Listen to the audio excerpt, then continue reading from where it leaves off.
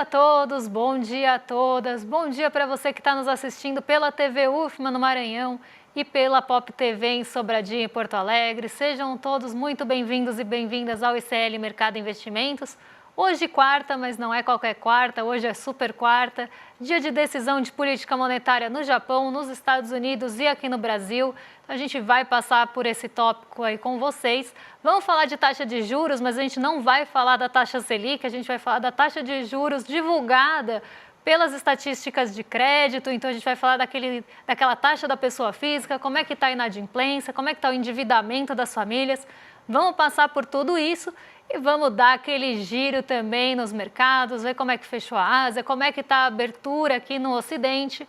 Mas antes de tudo isso, eu vou dar bom dia para o André, que está de volta aqui no estúdio com a gente. Bom dia, André, como é que você está? Bom dia, Débora, bom dia a todos os nossos telespectadores. Super quarta, então a gente vai falar bastante aí desse assunto, porque tem decisão, mas na verdade decisão pouco importa, o que a gente quer saber são as atas. Será que vai ter mudança na condução aí do Brasil? Será que vai ter mudança na condução dos Estados Unidos? Então, hoje as atas estão no radar. Vamos falar do desemprego, que a gente conseguiu chegar no menor valor aí em uma década. Então, a gente vai explicar da onde que teve essa redução do desemprego, vai falar também da renda, vamos falar da taxa de juros aí cobrada no crédito. A Débora montou aí uma arte legal para a gente explicar tudo, mas tem tanto assunto hoje que é melhor a gente já ir para a agenda, né? Que a agenda também hoje aí, a agenda de super quarta não é brincadeira, né, Débora? A agenda está super recheada hoje, então a gente tem uma série de balanços corporativos que já saíram antes da abertura e a gente ainda tem um monte de balanços que saem depois do fechamento. Então vamos ver aqui o que já saiu de indicador e que pode já estar movimentando também os nossos mercados globais de uma forma geral. Então antes da abertura saiu o balanço da WEG, balanço da Boeing e da Mastercard. Então a gente teve já todos esses resultados sendo divulgados durante a manhã. À 1h da manhã, na madrugada, o Banco do Japão divulgou a decisão de juros, uma mudança histórica aí na taxa de juros do Japão. A gente vai comentar um pouquinho disso quando a gente for falar de Ásia. Na zona do euro, 6h da manhã, o CPI e o núcleo já foram divulgados, mas aqui medições preliminares de julho, até porque a gente está no fim do mês, mas não temos o mês completo. 9h da manhã saiu a PNAD contínua, trimestre encerrado em junho. Também aqui recordes sendo batidos na nossa formação de empregos, aqui na nossa taxa de desocupação. Nos Estados Unidos também saiu o dado de mercado de trabalho às 9h15, então relatório de criação de empregos no setor privado. Aqui algo mais parecido com o nosso CAGED, se a gente fosse pensar. O payroll seria mais parecido com a nossa PNAD contínua, mas ele sai depois, tá? Sai aí mais no final da semana. Em seguida, a gente tem aí outros pontos que vão mexer com o mercado, então se quiserem passar aí para o pessoal de casa acompanhar. A gente tem outras divulgações nos Estados Unidos, então sai o PMI de julho, mas não é aquele PMI da S&P Global, é o PMI medido pela ISM de Chicago. Por lá também tem o refinanciamento anunciado pelo Departamento de Tesouro, deu um nó aqui. Estoques de petróleo saem agora às 11h30, então um dado importante em um dia que o petróleo está escalando aí. A gente tem uma alta no preço da commodity desde cedinho, então estoques de petróleo podem aprofundar ainda mais essa alta. A gente tem 2h30 o fluxo cambial semanal e às 3h sai a aguardada decisão de juros dos Estados Unidos. E aí não é tão a decisão que está aguardada, porque a decisão ela já está praticamente dada. A gente vai mostrar o monitoramento do CME Group para vocês, e aí vocês vão ver que a probabilidade já é majoritariamente há bastante tempo de manutenção dos juros. Mas o que importa mesmo é a coletiva que sai às 3h30 aqui, coletiva do Jerome Powell, que pode trazer alguma sinalização, algum apontamento em relação à condução da política de setembro, que a expectativa é de 100% de corte. Então, pode ser que já haja alguma sinalização, algum ponto ali do Jerome Powell. Então, a fala dele é muito mais aguardada do que a própria decisão dos juros. Na Colômbia, 3h também sai a decisão de política monetária. Então, um dia bem voltado para essas decisões de política monetária. Em seguida, a gente tem aqui o Copom, então se puderem passar aí para a próxima página. Hoje a gente tem uma agenda bem recheada mesmo. Após as 6h30, a gente tem a decisão da Selic, então a decisão aqui do nosso Comitê de Política Monetária.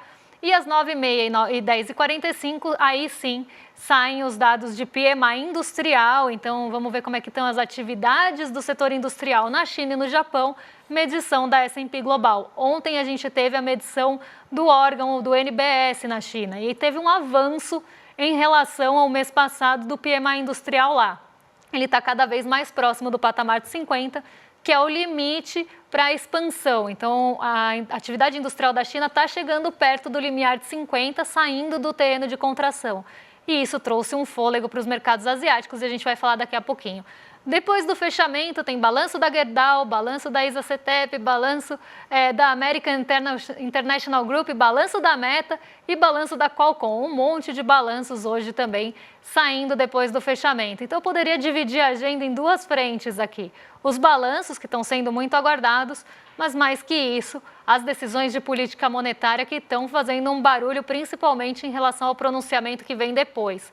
E os PMIs também ganham um peso justamente para entender, principalmente no caso da China, como é que está a atividade industrial e dos outros setores que saem posteriormente. Então, uma agenda bem importante hoje e, como eu falei, bem recheada, André. Nossa, que agenda, hein? Que agenda hoje, hein? Mas vamos já passar então para a nossa abertura de mercado, a notícia que a gente sempre sugere para vocês aí, né? Super quarto, então tá todo mundo aí numa cautela absurda, né? Mas a Ásia, né, já teve decisão do Japão, né? Isso aí influenciou os mercados asiáticos nessa manhã, né, Débora? Exatamente. A gente teve decisão de política monetária lá no Japão há 1 hora, como vocês viram na agenda, e decisão histórica lá no Japão, porque por 17 anos as taxas de juros do Japão foram mantidas em patamares negativos. Então a gente teve ali a taxa de juros negativa no Japão por muito tempo, né? Até falei que vivi para ver a taxa de juros indo para o terreno positivo. A primeira vez que eles subiram a taxa de juros foi no começo desse ano, eles subiram para a faixa entre 0 e 0,1% ao ano. Então, já foi uma mudança bem drástica para a política monetária do Japão e dessa vez eles tinham mantido na última reunião e dessa vez eles decidiram aumentar novamente a taxa de juros por lá. Então, era um movimento bastante aguardado, inclusive, a gente já tinha uma perspectiva, isso achatou bastante as bolsas japonesas aí, os índices japoneses nos últimos dias. Mas a gente teve essa decisão confirmada hoje, a taxa de juros lá vai para 0,25% ao ano, né? Não tem nem comparação com o que a gente está acostumado por aqui, mas para o Japão isso é uma mudança bastante forte, né? Não diria radical, mas uma mudança bastante forte na condução de política monetária. E isso fez com que a moeda japonesa, o iene, se fortalecesse bastante frente ao dólar, porque por lá a taxa de juros foi para um patamar alto, considerado alto no Japão, em um mesmo momento que começa já uma expectativa de queda na taxa de juros dos Estados Unidos, não nessa reunião, mas na próxima. Então o iene se fortaleceu em relação ao dólar e o Nikkei 225, mesmo com a alta dos juros, conseguiu ficar no terreno positivo. Então eu vou colocar aí na tela para vocês como é que foi o fechamento do Nikkei 225.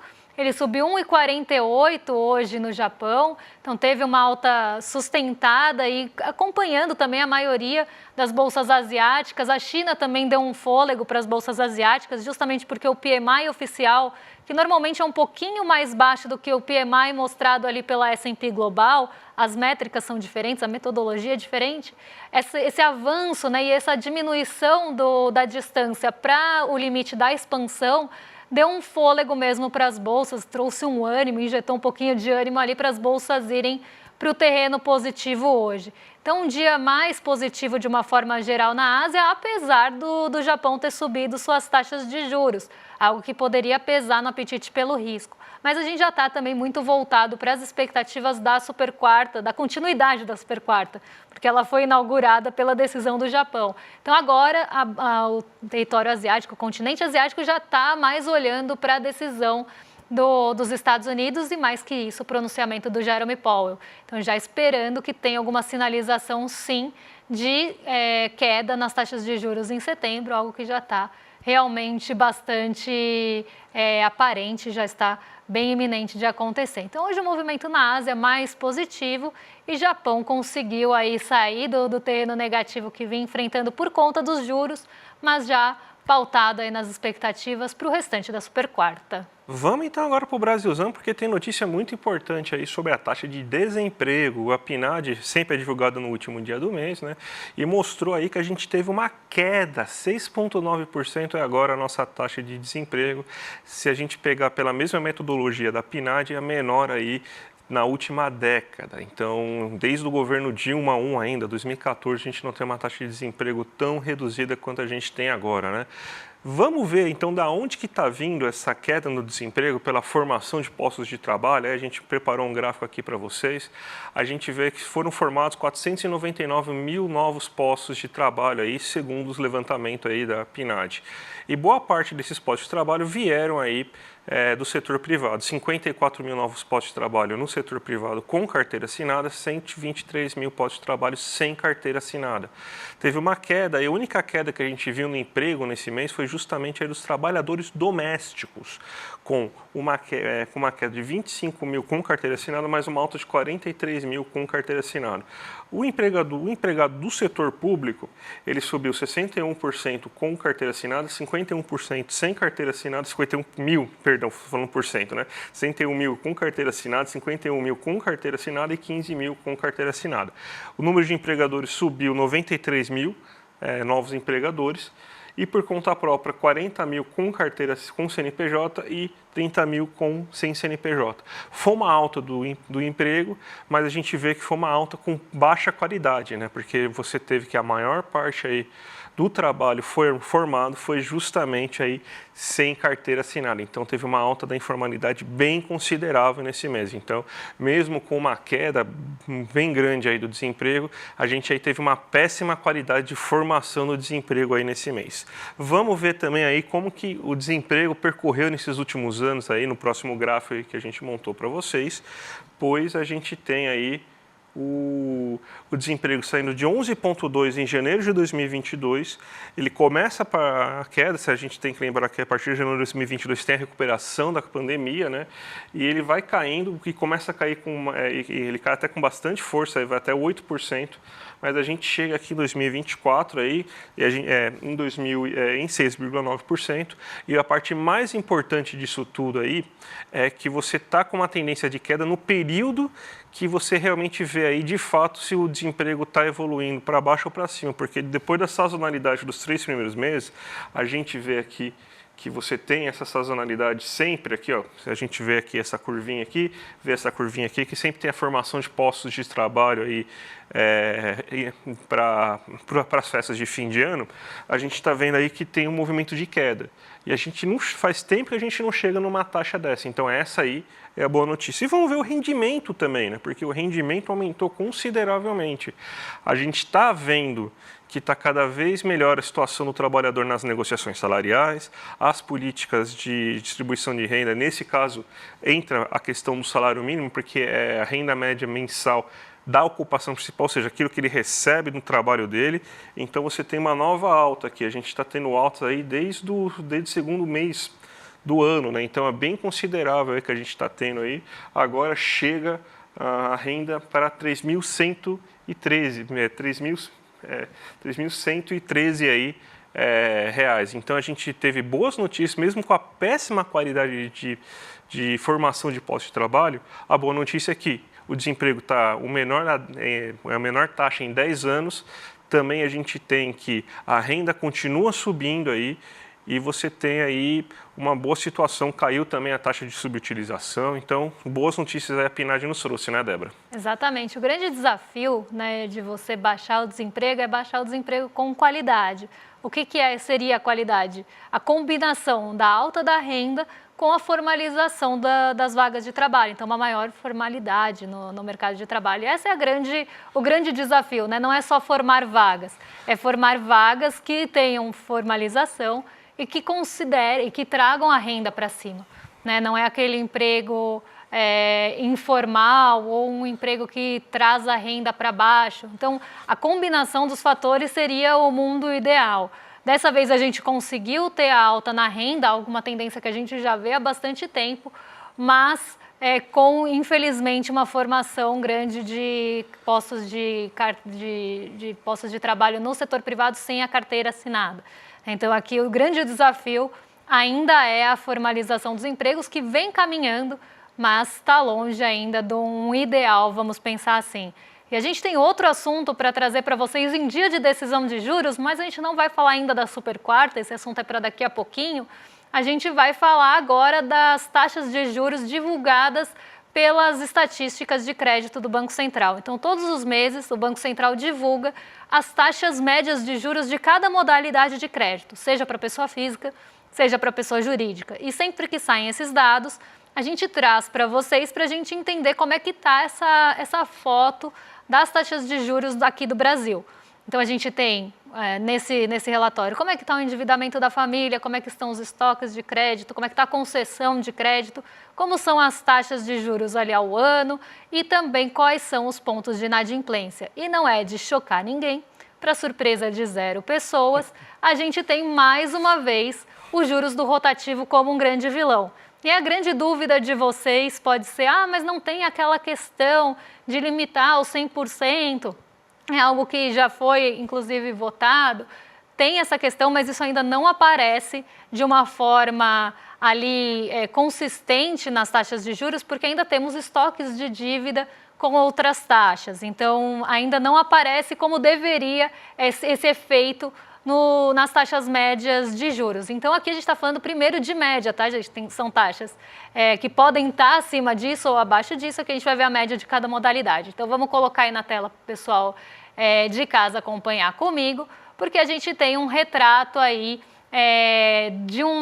de taxas muito altas aqui no Brasil, né? Algo que não mudou do mês passado para cá. A gente teve algumas reduções, por exemplo, no crédito pessoal não consignado, aquele que normalmente é o financiamento da pessoa física, aquele crédito que não tem uma consignação em folha, então não tem uma garantia e também não tem um destino específico, não é ali para compra de algum bem, é o crédito pessoal mesmo, aquele financiamento que a gente faz no banco, pega um crédito ali, é isso que a gente lê como crédito pessoal não consignado. Teve uma queda de 6,20 pontos percentuais em relação ao mês passado. Crédito consignado e aquisições de veículos também tiveram queda um pouco menor em relação ao mês passado e o cartão de crédito parcelado também. As demais modalidades, o rotativo e o cheque especial, que normalmente são taxas bem altas aqui no Brasil, subiram em relação ao mês passado. Então aqui, cheque especial 135% ao ano na média. Cheque especial é aquele crédito que você pega emergencialmente se você fica negativo na conta. Então, você usou mais do que você tinha de dinheiro na conta, você usa o limite da sua conta. Esse limite é chamado de cheque especial. É uma dúvida que sempre aparece aqui no chat, então eu gosto de explicar. Aí é um crédito normalmente tido como emergencial, mas muitas vezes vira uma bola de neve porque há uma dificuldade de cobrir esse saldo com uma taxa tão elevada. Lembrando que aqui a média tem muitos bancos que vão cobrar acima disso. O crédito pessoal não consignado, como eu falei, é aquela modalidade mais livre, que não tem uma destinação específica, que é o crédito pessoal ali do banco, com uma taxa de 87,8% na média, quase 90% de taxa ao ano para um crédito pessoal no Brasil. Isso na média, então uma taxa elevadíssima, pensando no desenrolar da dívida também. Não é uma taxa baixa, por mais que ela seja menor do que as outras, né, não menor do que as que têm garantia, claro, mas menor do que as outras, ainda é uma taxa elevadíssima. Você cobrar na média do brasileiro R$90 ao ano para ele poder pegar um crédito ali de financiamento pessoal. Um crédito pessoal consignado é aquele que tem consignação em folha, seja aposentados e pensionistas do INSS, seja ali os funcionários públicos ou os empregados de setor privado também, que tem essa possibilidade de deixar ali a consignação em folha, então já cai o crédito, né, no olerite, ele é descontado no olerite, então ele tem a garantia do emprego ali, porque enquanto você estiver empregado, você não vai deixar de pagar, porque isso já é descontado em folha de pagamento. E no caso se a gente pensar dos empregados do setor público e dos aposentados, a taxa é um pouquinho menor, porque o risco é ainda menor. Mas no caso dos empregados ali do setor privado, né, que não tem uma estabilidade tão grande nos rendimentos, ele tem uma taxa um pouquinho maior, mas na média a taxa é 23% ao ano, uma taxa elevadíssima para um crédito que tem ali a garantia do salário de pagamento por trás do crédito. A aquisição de veículos também tem uma taxa elevada no Brasil, apesar de ter o veículo garantindo crédito, 25,5% de taxa na média ao ano, uma taxa alta para aquisição de veículos. E aí vem o grande vilão e a maior taxa de juros que a gente tem aqui no Brasil, de 429,5% ao ano, uma taxa impagável. Quando a gente entra no rotativo do cartão, tem que tomar muito cuidado para não virar uma bola de neve. Vira e mexe, viraliza, né, tanto o crédito rotativo como o cartão de crédito parcelado, de pessoas que pegaram esse crédito e a dívida tomou uma proporção impagável. Ela sai ali de um patamar de milhares de reais para centenas de milhares de reais em pouco tempo, né? Então ela sai ali de um patamar de 10 mil para 200 mil. Então a gente vê que é uma taxa impagável. Claro, rotativa é só por um mês. A gente anualiza a taxa porque precisa comparar com as demais taxas. Então você pode ficar no rotativo em uma taxa equivalente aqui a um mês. Depois disso, você não consegue mais rolar essa dívida no rotativo e você precisa de outra alternativa. E a alternativa é essa pequena taxa de 180,5, né? Aqui estou sendo irônica, gosto de frisar, porque sempre quando eu falo isso, tem alguém aí no chat que fala, mas não é pequena. Não é mesmo, tá? 180,5 numa taxa alternativa é algo também que vai tornar a dívida impagável, né? Então a gente vê que as taxas de cartão de crédito aqui no Brasil, elas são altíssimas e normalmente é aí que o brasileiro se enrola. Ele não vai conseguir pagar sua fatura, ele vai rolar o primeiro mês com uma taxa já altíssima e a partir daí ele vai ter um parcelamento da sua fatura em quase 200% ao ano. E aí não é de se estranhar que as maiores inadimplências estão nessas taxas. Tudo bem que os outros têm a garantia, mas se a gente for ver, o crédito pessoal não tem a garantia. E ele tem uma taxa de inadimplência menor do que as demais modalidades.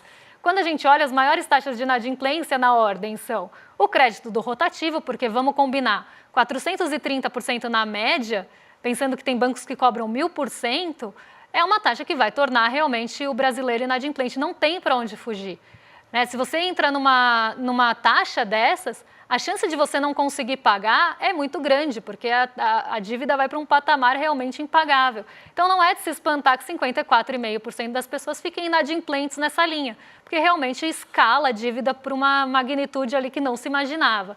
Em seguida vem o cheque especial, que não coincidentemente tem uma taxa de 135% ao ano na média.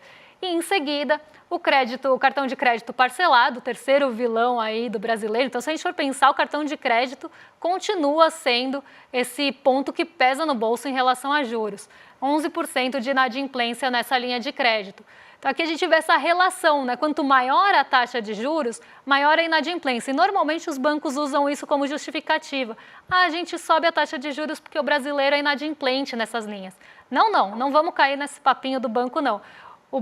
Os brasileiros são inadimplentes em 54,5% no cartão de crédito rotativo porque a taxa é 430%, pelo amor de Deus. Quem que aguenta pagar uma taxa dessas?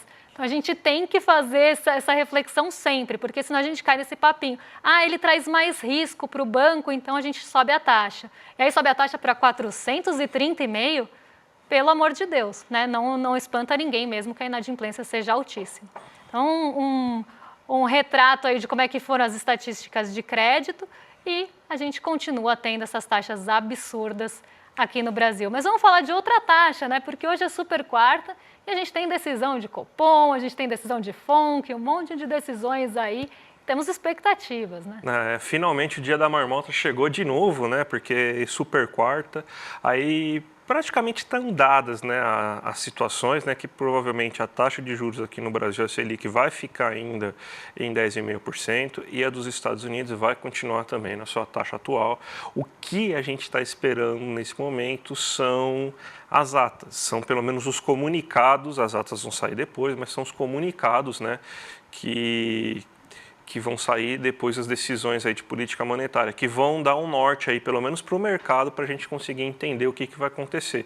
Se vai ser mantido essa taxa Selic, se vai ser mantida essa manutenção da Selic, se existe o risco de subir a Selic, porque já existem burburinhos falando sobre aumentar a Selic aí nesse momento aí para conter para conter a inflação aqui no Brasil, que seria um absurdo, mas do Banco Central do Roberto Campos Neto a gente não pode duvidar de nada. acompanhada, e também nos Estados Unidos para saber se existe perspectiva aí de queda para a próxima reunião. Muita gente apostando que para a próxima reunião vai ter queda aí na taxa de juros dos Estados Unidos, e é isso aí que está todo mundo esperando. Inclusive, Débora, vamos falar um minutinho só do como que está o mercado, né? Está à espera dessa super quarta aí. Vamos mostrar aí como que está o mercado aí, rapidinho?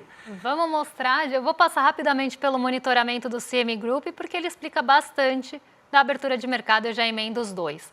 Tá? Então, o monitoramento do CME Group, ele vai evoluindo ao longo do tempo. Então, ele tem ali as taxas, as probabilidades há um mês atrás, depois há uma semana, ontem e hoje. E a gente vê uma evolução desse monitoramento em relação à probabilidade de manutenção da taxa de juros dos Estados Unidos. Para essa reunião de hoje, para do mês de setembro, a gente já tem uma inversão disso. Então, o que a gente vê? Ao longo do tempo, de um mês para cá, as probabilidades de manutenção dos juros nos Estados Unidos foram ficando cada vez maiores e as probabilidades ali de corte foram ficando cada vez menores. Então, a gente vê que o mercado já está realmente esperando que as taxas de juros nos Estados Unidos sejam mantidas, mas já esperam também sinalização em relação à taxa de juros da próxima reunião, uma vez que 100% da probabilidade está no corte. O que divide ali o monitoramento é justamente se esse corte vai ser de 0,25 ponto percentual